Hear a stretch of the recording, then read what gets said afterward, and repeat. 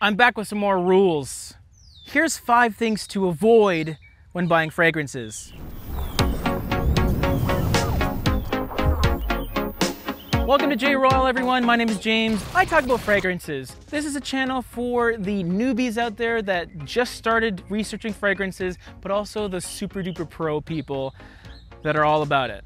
Now this holiday season, there's gonna be a lot of people that are going to be buying fragrances for people. And before you do that, there's 5 things that I really recommend you don't do. Number 1, avoid impulse purchasing.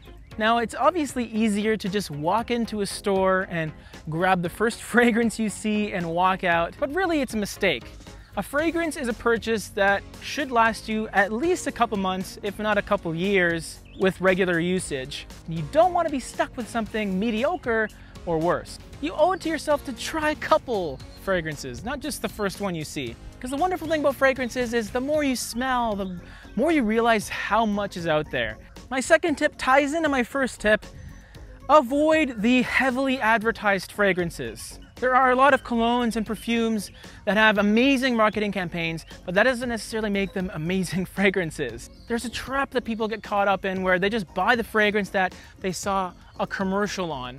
But here's the thing, you don't necessarily know how good that fragrance is, and because it's so heavily advertised, there's gonna be a lot of people buying it and a lot of people wearing it. And one of the wonderful things about fragrances is the ability to express yourself, be unique. You don't necessarily want to smell like everyone else. You don't want to smell like an ex-boyfriend of someone you're trying to slide into their DMs, as the kids say. The third thing you want to avoid is retail prices. Coming from my experience, there is almost no reason to pay full retail price on a fragrance. There are so many places to buy fragrances nowadays, whether it's online or on sale at department stores. Paying full retail price is just a bit lazy to me. If you do the right amount of research, if you watch me, I'll tell you the good places to buy the fragrances. In fact, I made an entire video based on the gray market. So if you haven't seen that video, it's in the cards right now. Such a great place to save money. And I think we can all use a little more money. Now, if you're someone who has a few fragrances in your collection, listen up. My 4th rule in regards to what you need to avoid when buying fragrances is redundant fragrances. What makes a fragrance redundant? It's redundant if it smells kind of similar to what you already have. If it's the same genre of fragrance, if it has the same notes, even if it's something that you would wear in the exact same circumstance that you would wear another fragrance you want. My philosophy when it comes to collecting is diversify your portfolio. You don't really need 5 different variations of the same fragrance. It just seems redundant to me. In fact, it is redundant.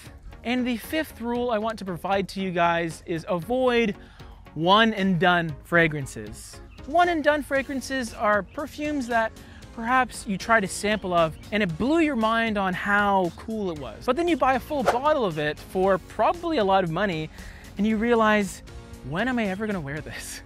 This is so not me. You may commend the artistry of the fragrance, but its practicality is 0. This is not to say that every fragrance in your collection should have unlimited versatility, but you also don't want to be left with fragrances that you may use once every 2 years. You may be better off with just getting a sample and sticking with that. Throw it on once in a while when you want something really weird and kooky and different.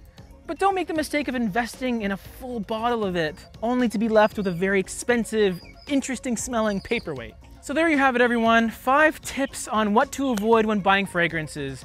Whether it's for you or someone else, think about these 5 points and it'll help you make a more educated decision. Royal fam, if you have any other tips for our viewers, let us know in the comment section below. What should people avoid when buying a fragrance? Thank you for those thumbs, those sweet subs, and those cute comments. Because after all, this hasn't been my opinion, these are just the rules.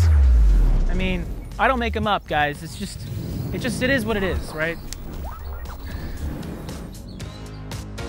If you're in the mood for another video by J-ROYL, which is me, coincidentally, there's some videos here, there's a video there, and a subscribe button if you haven't already.